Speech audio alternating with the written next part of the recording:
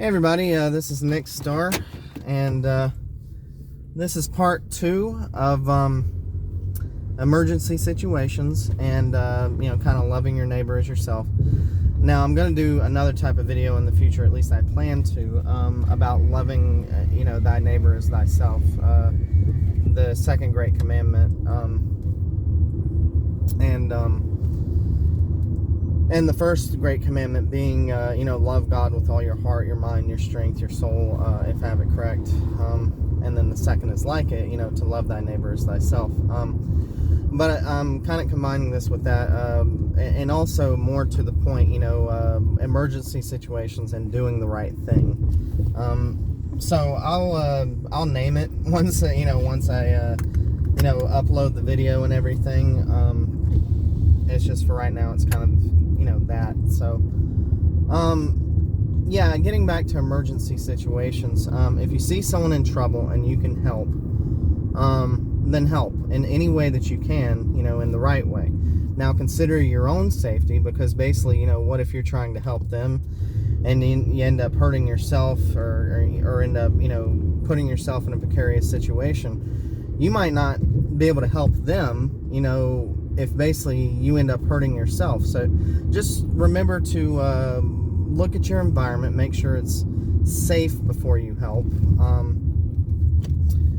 If you're helping personally, physically, and then also basically if you can't help, if you can't get to the person, or if you don't have the equipment or knowledge, then it's best to leave it to the professionals. So what you need to do is call the police or call the fire department, or in the case of someone maybe swallowing something that's poisonous, call poison control, or if somebody got bit by a snake or something like that. It is best to know what to do in an emergency situation if you don't know.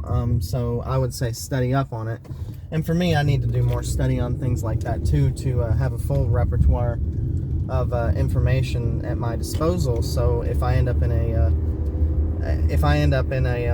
emergency situation that that currently I don't know how to handle, and if I do that, get that kind of education and do that type of study to where I have the information,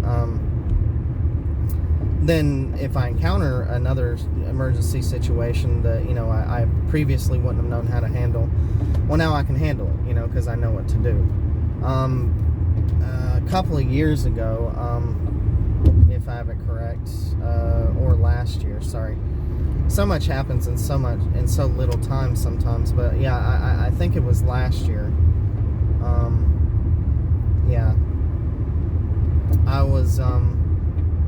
was living on Hilton Head, and a man was drowning in the pool, and I was in the hot tub at this resort where I was staying, and we were just talking and stuff, as far as me and the people I was talking to in the hot tub.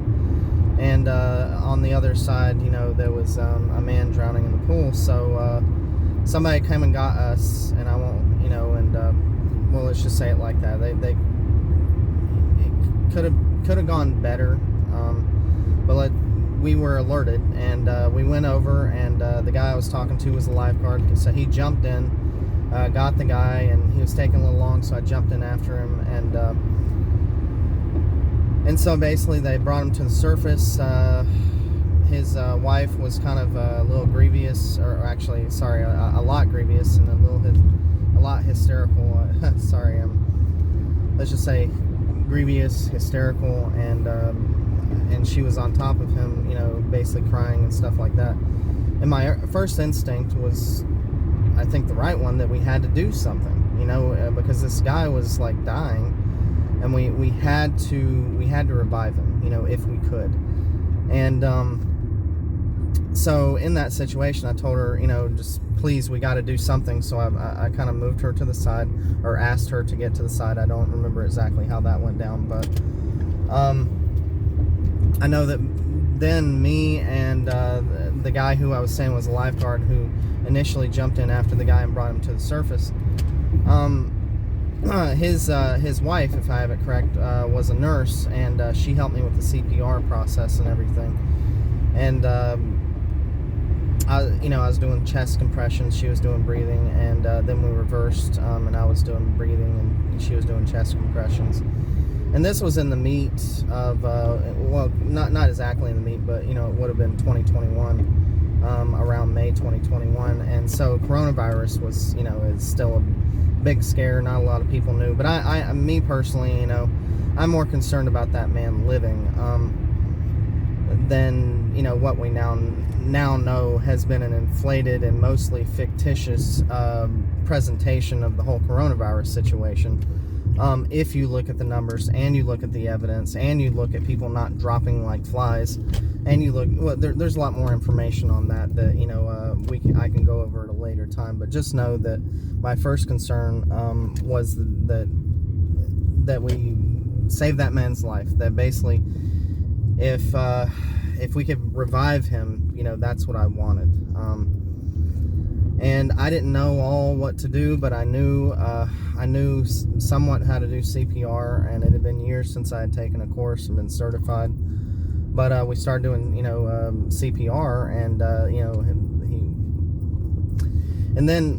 we were doing what we could, and then someone from the hotel staff, or the resort staff, sorry, came in and helped us and took over and tried to defibrillate him. And then eventually the emergency services came, and they were decked out in plastic and stuff, and basically they didn't let me just say that they could have gotten there a lot sooner, I think, if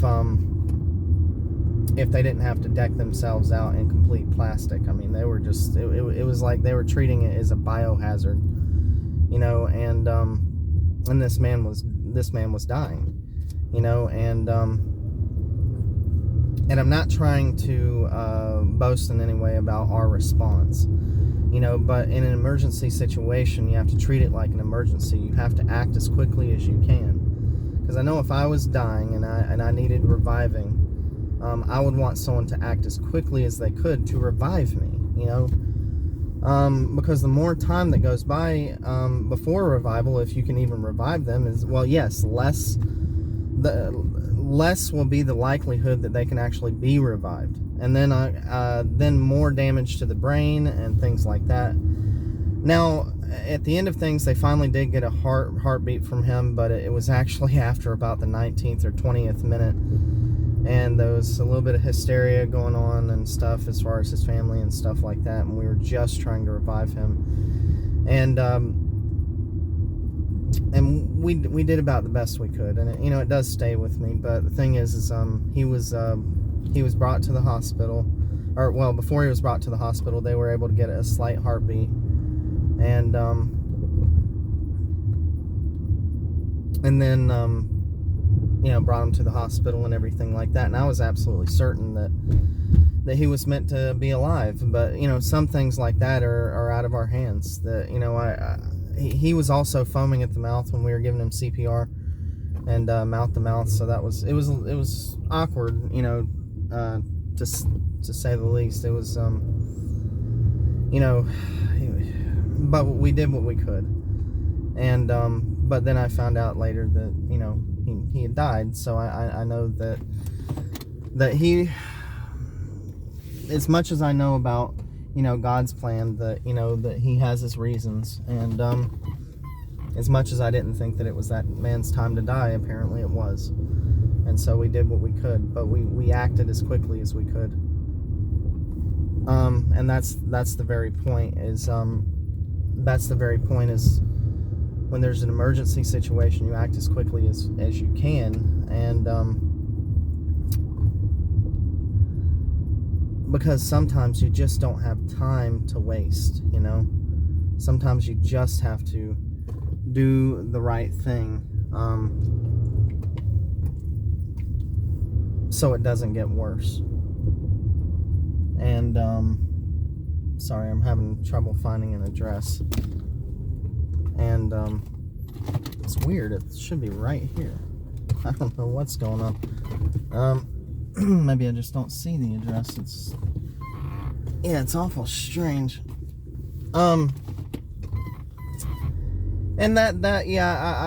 that's a very personal story for me, and I am very sorry for his family.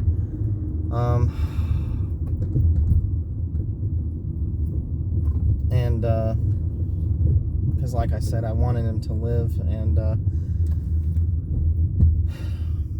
but we all have to, you know, when things like that happen, we have to know that you have to act as quickly as you can and have compassion. You know, what if it was your wife, your husband, you know, or your kids, or yourself? You know, would you not want someone to act quickly on your behalf, or on one of your, you know, relatives, or someone that you love dearly? You know, want them to act quickly and appropriately. So first, you know, just make sure that you've well established the area, that basically you're doing the right thing and that it's safe enough to help, to where you're not going to end up in danger, so you're not able to help yourself. Because in some situations, and they're you know, maybe exaggerated situations, you have to consider if you have to, and this is where, if you have to put your life in danger to actually help another person. And that's where a lot of firefighters or policemen are in the realm of, because basically they do put their life on the line a lot of the times, you know, to save the lives or help other people. But if you're a citizen, that's not your profession, there may come the time where you have to do that, and you just have to handle it the right way and know how to handle it the right way. Because oftentimes, because my first instinct, unfortunately, was that guy jumped in to get the guy and bring him to the surface. And my first instinct is, you know, okay, so he already jumped in. He's going to bring him to the surface within a matter of seconds, so I didn't jump in. And so in a way, I froze, because my brain was just going into overdrive. But then after I realized he was taking a little longer, then I jumped in. And he did bring him up to the surface within about 30 seconds, but I should have jumped in with him immediately. And so you have to know how to handle things you know, automatically. So you have to have the knowledge and the practice. But also, if you are not equipped to handle it, always call the emergency services. And that's what we did too when we were doing the CPR. We told somebody to call 911 and get them out there. So we did both things immediately, you know, and that's what needed to be done. And it also goes with loving thy neighbor, as I was talking about. You know, what if it was you or your wife or your husband, or your kids or anybody you loved? But anyway, I got to go for the moment. I'll probably do a part 3, and I'll talk to y'all later. Remember, Jesus Christ saves.